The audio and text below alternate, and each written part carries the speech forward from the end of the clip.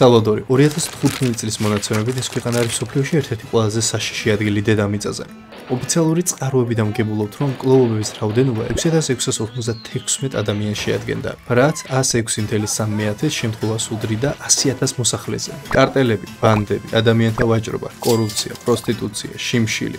ეს უბრალო ამბავი იყო ამ ქვეყნისთვის, თუმცა ჩდება ნაიაბი ბუკელესი, რომელიც თავისი რეფორმებით გადაატრიალებს ამ რეგიონში ყველაფერს. რაც გამოიწვევს, რომ 2022 წლის მონაცემებით ეს ქვეყანა გახდება ყველაზე უსაფრთხო, 98% დაეცემა დანაშაულთა რაოდენობა, რაც დანაშაულის რაოდენობა უკვე 100,000 მოსახლეზე უტოლდება 1,6-ს, რამაც გახადა სალვადორი კანადაზე უფრო უსაფრთხო. ხოლო მას რო ასეთი შედეგები დაედო თავის ქვეყანაში, ამისთვის ააშენა ყველაზე დაცული და სასტიკი ციხე მსოფლიოში, რომელშიც 40,000 დანაშავის გამოგეტავს. ასევე პარლამენტს თავის ქვეყანაში სამხედრო გადატრიალებას მოუწყობს. რის შემდეგ ყველას დასანახად ტვიტერზე დაიწერს მსოფლიოში ყველაზე პოპულარული დიქტატორი. ამის მიუხედავად მისი მეგობრები არიან ისეთი ადამიანები, როგორიცაა ილონ მასკი და დონალდ ტრამპი, ხოლო მეზობელი ქვეყნები ცდილობენ მისი მმართველობის სისტემის აღებას. ბოლო 9 წლის განმავლობაში ამ ადამიანმა ააშენა სკოლები, უნივერსიტეტები, სავანტყოფოები და უსახლკაროთათვის გახადა საკვები უფასო. ყველაზე საინტერესო ის იყო, რომ ხალხს მიმართავდა არა ტელევიზიის საშუალებით, არამედ TikTok-ის, Twitter-ის, YouTube-ის და სხვადასხვა სოციალური ქსელებით. გაიცანეთ ნაიაბი ბუკელესი. ახლა კი მეგობრებო, გთხოვთ რომ მოიმარაგოთ გემრიელობები, უბრალოდ ჩაჯდეთ, ჩათბეთ და მოდით დავიწყოთ. სანამ რა თქმა უნდა ამ ადამიანის შესახებ მოგვიყვებით, უნდა დავიწყოთ საერთოდ რა ქვეყანა არის სალვადორი და რა ისტორია აქვს მას. ამ რეგიონში როგორც სხვა ქვეყნები, სალვადორი ძალიან ღარიბი იყო. მთავარი მისი შემოსავალი ბიუჯეტში იყო რა თქმა უნდა ყავის გაყიდვა, ექსპორტი.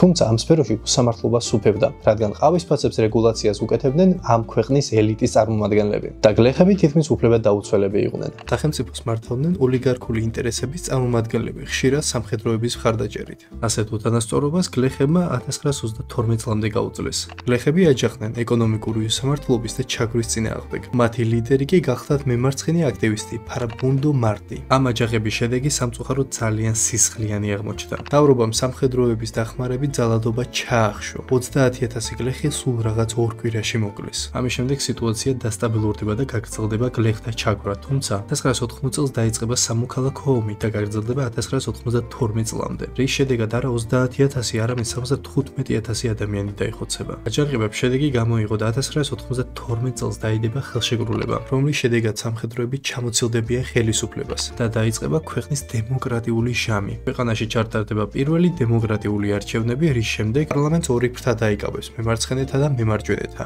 FMLE და ARENA. თუმცა მხოლოდ კარგი რას მოხდა, ის შეიძლება ითქვას, რომ ომი წავიდა, სხვა დანარჩენი ყველაფერი გაგრძელდა. ქვეყანა ჩაიძერა ფართო მასშტაბიან კორუფციაში და სახელისუფლებო სქემებში. შეიქმნა ვაკუუმი, რაც კრიმინალებმა და ბანდებმა შეავსეს. ქვეყანა საშინელ სიღარიბეშია. არ არსებობს არავითარი ჯანდაცვის სისტემა, არ ტარდება რეფორმები. მოსახლეობა აქტიურად ქვეყნიდან გარბის. ვინც რჩება იმის ხარჯით, რომ ნათესავები უცხოეთიდან ფულს გამოუგზავნიან. მაგალითისთვის ქვეყანა ისეთ ცუდ დღეში იყო, რომ ეკონომიკის ბიუჯეტის 20%-ს შეადგენდა ამერიკიდან გამოგზავნილი თანხა. გადარიცხვებზეა საუბარი, რომლებსაც ოჯახის წევრები ამერიკაში მუშაობით თავიანთ ძვირფას ახლობელ ადამიანებს სამშობლოში უგზავნიდნენ. თუმცა ასეთ მძიმე ვითარებაში სიტუაცია უფრო კიდე შეიცვალა და დამძიმდა, რადგან ქვეყანაში ჩამოვიდა MS-13 და Barrio 18. მოდით მეგობრებო, ახლა გავიგოთ საერთოდ საიდან მოვიდა ეს დაჯგუფებები და რა საქმე ჰქონდათ ასე რომ ვთქვათ ამერიკაში, ან როგორ აღმოჩნდნენ ამის შემდეგ ისინი სალვადორში. MS-13 პირველად მაშინ გაჩნდა, როდესაც სალვადორში ომი დაიწყო და იძულებით გადაადგილებული ხალხი უბრალოდ ამერიკაში გაიქცა. მათ დაკარგეს ყველაფერი, სახლები, ქონება, თუმცა ამერიკაში იპოვეს თავშესაფარი. და როდესაც ისინი უცხო ქვეყანაში აღმოჩნდნენ და არაფერი არ გააჩნდათ, ყველაზე კარგი რაც გამოდიოდათ, ეს იყო რა თქმა უნდა ქურდობა, ძარცვა, გატაცება, ნარკოტიკით ვაჭრობა და ასე შემდეგ. ერთი სიტყვით ყველანაირად ცდილობდნენ რომ გადარჩენილიყვნენ. და იმ პერიოდში ამერიკის შეერთებულ შტატებში გამძინვარებული იყო სხვადასხვა დაჯგუფებული ბანდები, როგორიცაა მაგალითად აფროამერიკელების ბანდები ან თუნდაც მექსიკელების. და მათ გვერდით, როდესაც სალვადორთა ხალხი იზრდებოდა, შექმნეს MS-13 დაჯგუფება. მინდა გითხრათ, რომ ეს დაჯგუფება არ იყო ძლიერი, სხვებთან შედარებით ძალიან სუსტი იყო, თუმცა რა თქმა უნდა გაჩნდა თავიანთი ტერიტორიები ამერიკის სხვადასხვა რეგიონებში. ამის შემდეგ ამერიკის მის თავრობა ხვდება, რომ სიტუაცია ქვეყანაში ძალიან მძიმეა და ბანდები ძალიან მომრავლდა. ამიტომაც ისინი იწყებენ დეპორტაციას სხვადასხვა ეროვნების წარმომადგენლების და რა თქმა უნდა იყვნენ სალვადორელები. იმ პერიოდში როგორც სხვა, ასევე სალვადორელები იძულებით ისევ უკან სახლში დააბრუნეს ათასობით თვითმფრინავით. და როდესაც რა თქმა უნდა ასეთ გადატაკებულ განადგურებულ ქვეყანაში ამდენი ბანდიტი ჩამოვიდა, მათ ძალაუფლება ხელში ჩაიგდეს. საუბარი არის ორ დაჯგუფებაზე რა თქმა უნდა, ეს MS-13-მა და ბარიო 18-მა გაიყვეს ქვეყანა ორ ნაწილად. და ამ ყველაფერმა საბოლოოდ ის გამოიწვია, რომ სალვადორი მსოფლიოში ითვლებოდა 2015 წლის მონაცემებით ყველაზე საშიშ ადგილად. ამ ქვეყანაში უბრალო ამბავი იყო გატაცება, მკვლელობა, პროსტიტუცია, ქუჩაში უბრალოდ დახოცილი ადამიანები, ეს ნორმად ითვლებოდა იმ გარემოში. როგორც მეხვდით, ხალხი მსგავსი სიტუაციით ქვეყანაში კმაყოფილი არ იყო. ორივე მმართველი პარტია, რომელიც დღეს პარლამენტში იყო, კორუფციაში იყო ჩაძირული და ასეთ ვითარებაში გამოჩნდა არსაიდან ნაიაბი ბუგელე. თავდაპირველად ის ერთ-ერთი პარტიის წევრი იყო და პოლიტიკაში გამოჩნდა როგორც სან-სალვადორის მერი. ის გამოირჩეოდა თანამედროვე ტექნოლოგიური მიდგომით და პირდაპირი კომუნიკაციით. Twitterზე ესაუბრებოდა ხალხს და ყველა გადაწყვეტილებას თუ პროექტს სწორედ იქ აქვეყნებდა, სადაც მოქალაქეებს აქტიურად პასუხობდა. ამ საქმიანობის შედეგად ააშენა სკოლები, შექმნა უფასო მედიცინის პროგრამა და ბოლოს უარი თქვა ხელფასზე, რათა ის თანხა სტუდენტების სტიპენდიაზე დახარჯულიყო. აქედანვე კი ჩანდა, რომ ის არ ჰგავდა არც ერთ პოლიტიკოსს. თავდაჯერებული ამბიციური ბიზნესმენი იყო, მეტიც სკოლის ალბომში თავის სახელის მაგევრად ეწერა. კლასის ტერორისტი. ასეთი მმართველობით ეს ადამიანი მალევე დააწინაურეს და გახდა ქვეყნის დედაქალაქის მერი. რასაკვირველია, ის ხალხმა ირჩია. ეს პოზიცია უკვე დიდი მიღწევა, რადგან მერის სტატუსი ასეთ ქვეყანაში ნიშნავს, რომ პარლამენტის შემდეგ სწორად შენ ფლობ ძალაუფლებას. რა თქმა უნდა, როდესაც ჩვენი მომავალი დიქტატორი დედაქალაქის მერი გახდა, მან დაიწყო რეფორმების გატარება. მან დაიწყო ქალაქში რესტორნების, სასტუმროების, ეკლესიების, სკოლების აშენება. მისი ერთ-ერთი ყველაზე გრანდიოზული პროექტი იყო, რომ დედაქალაქში არ ყოფილიყო ერთი ბნელი კუთხეც მაინც.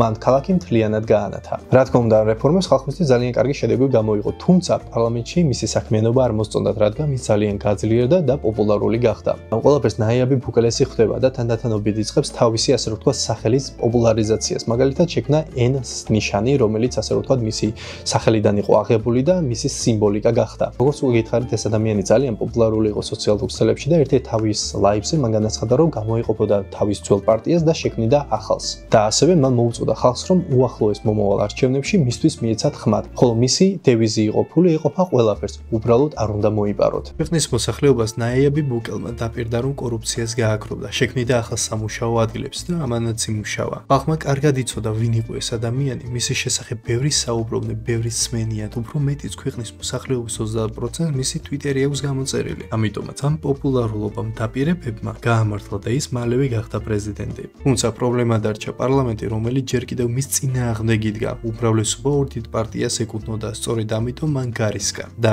შეიარაღებული ძალების დახმარებით პარლამენტში შევიდა. დალაშქრა პარლამენტი, ჩაატარა ახალი რეფორმები და ერთ-ერთი რეფორმა მოიაზრებდა იმას, რომ სალვადორში პრეზიდენტი მხოლოდ და მხოლოდ ერთი ვადით შეგეძლო, რომ გამხდარიყავი. ახლა კი მან ეს უსასრულო გახდა და იმდენჯერ შეეძლო არჩევნებში მონაწილეობას მიიღება, რამდენიც მას სურდა. ასევე პრობლემა ის იყო, რომ პარლამენტში ადგილები თითქმის მის მომხრეებს არ გააჩნდა, ამიტომაც ეს ყველაფერი შეცვალა და ახლა უკვე მას ყველაფრის გაკეთების უფლება ჰქონდა. ერთი სიტყვით ის გახდა ნამდვილი დიქტატორი. რა თქმა უნდა, ასეთი ქმედებების შემდეგ მთელი მსოფლიო ცოტათი აგრესიულად შეხვდა ბუკელის ნაბიჯებს.